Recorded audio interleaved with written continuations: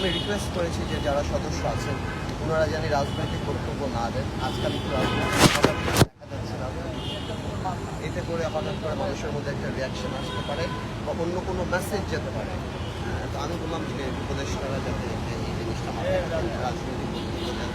অথবা এই প্রসঙ্গে বলি, এই যে বললেন যে উপদেষ্টারা রাজনৈতিক বক্তব্য অনেক কথা বলছেন, কাউকে ফিরিয়ে আনার বিষয়ে বলছেন, এবং একই সঙ্গে যারা আন্দোলনের সঙ্গে যুক্ত ছিলেন তারা আবার আন্দোলনের ডাক দেওয়ার ঘোষণা দিচ্ছেন। আমি সেটাই বললাম, আপনি কিভাবে দেখেন, আমার বলবেন আপনি এই প্রথম জায়গা মানে এই প্রথম স্টেপে আমার কাছে একটু মিসআন্ডারস্ট্যান্ডিং মনে হচ্ছে।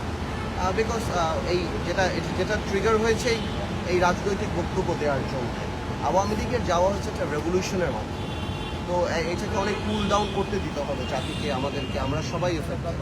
হাজার মানুষ মারা গিয়েছে এখানে, আরও বেশি 17 বছরের এই শাসন।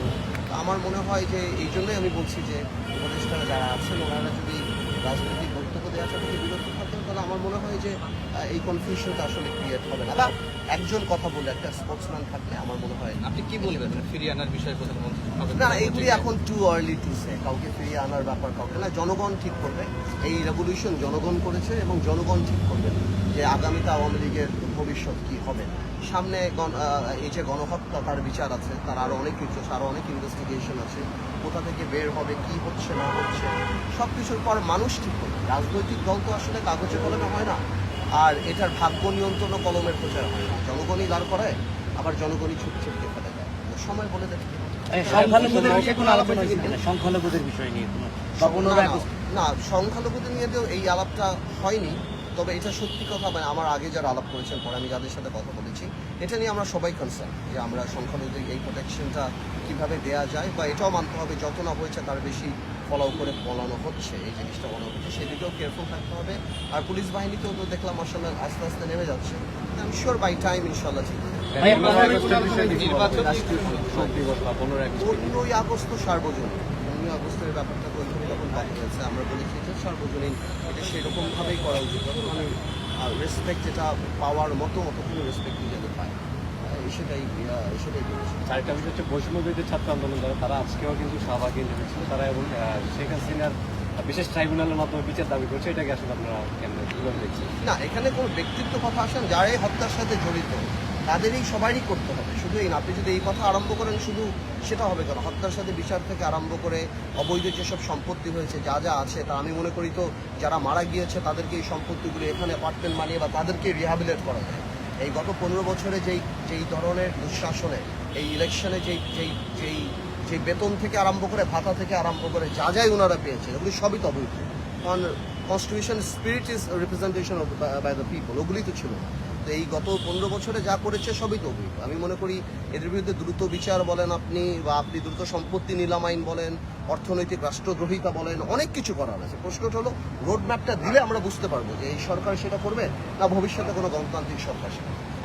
সাবেক 2জন মন্ত্রীর ব্যাংক হিসাব জব্দ করা হয়েছে, আরো যারা আছে তার এগুলি তো কিছুই না। ব্যাংক হিসাবে না, ব্যাংকের মালিক হয়ে গেছে, আপনার হিসাব জব্দ নিয়েছেন। হাজার হাজার কোটি টাকা ওনাদের কাছে, লক্ষ লক্ষ কোটি টাকা পাচার হয়ে গেছে। ব্যাংক হিসাব যত কিছুই না। এগুলি অনেক বড় কাজ, এগুলির জন্য আলাদা ডিপার্টমেন্ট করে যখন সময় আসবে। এখন প্রশ্ন এটা এই সরকার করবে না ভবিষ্যৎ সরকার করবে। তো আমি মনে করি সেটা অনেক মুখ্য ব্যাপার। মেয়াদ নিয়ে কিছু বলবেন? আমি তো সেটাই বললাম, এটা নির্ভর করে এই সরকারের রোড ম্যাপটা কি, এই সরকারের রাষ্ট্র মেরামতের কী কী কাজ এনারা হাতে নিতে চান। যদি হাতে নিতে চান বড় কিছু, তাহলে মেয়াদ ন্যাচারালি বড় হবে। বাট ইলেকশন তাড়াতাড়ি দিতে হবে এমন আমাদের কোনো প্রেশার নেই। আমরা যদি মনে করি ভালো কিছু ওনারা করতে চান, আমরা ওনাদের পাশে আছি। বিকজ রেভলিউশনের পরে যে সরকার, আমরা সবাই এটার মধ্যে কন্ট্রিবিউট করেছি। আমরা 17 বছর কন্ট্রিবিউট করছি। আমরা চাই ভালো কিছু যদি ওনাদের হাত দিয়ে হোক। আমরা সবাই এখন রাষ্ট্র মেরামতের সময়, আসুন সবাই মিলে দেশ করি, এটা হওয়া উচিত স্লোগান। সুতরাং আমরা সব কিছুতে ওনাদের পাশে থাকবো। বাট এগেইন আজকের জেস্চারটা খুবই ভালো, উনি আমাদেরকে ডেকেছেন, আবার সেপ্টেম্বর মাসে আমাদেরকে ডাকবেন। এভাবে যদি রাজনীতিবিদদের সাথে এই ইন্টারাকশনটা থাকে, আমার মনে হয় ইনশাল্লাহ আমরা যে লক্ষ্য নিয়ে আসছি আমরা সেটা করব। এইটা তো অবশ্যই নির্ভর করবে যে আওয়ামী লীগের অপরাধের ম্যাগনিটিউডটা কি। এখনো তো বের হয়নি। এখন আমরা জানি 1000 মানুষ মারা গিয়েছে বা 600 মানুষ মারা গিয়েছে। আরও যে অপরাধগুলি করেছে, আমরা যদি আসলেই দেখি মানবতা বিরোধী ওই টাইপের আওয়ামী লীগ নিজের অস্তিত্ব থেকে দূরে সরে গিয়েছে, আওয়ামী লীগ অন্যরকম দল হয়ে গেছে, তাহলে এই ধরনের দাবি তো আসতেই পারে। এই ধরনের দাবি তো অস্বাভাবিক। জামাতের বিরুদ্ধে আসেন এই ধরনের দাবি। এই ধরনের জিনিস তো আসতেই পারে। এটা নির্ভর করে যে এই ইনভেস্টিগেশনগুলি আগে হওয়া প্রয়োজন। ইনভেস্টিগেশনগুলো আসুক, সময় আসুক, তারপর জনগণই কথা বলবে, আমরাও কথা বলবো। ঠিক আছে, নতুন কোনো উপদেষ্টা কি নিয়োগ হচ্ছে বা হবে? এই সম্পর্কে আমরা বলতে পারি। Thank you thank you thank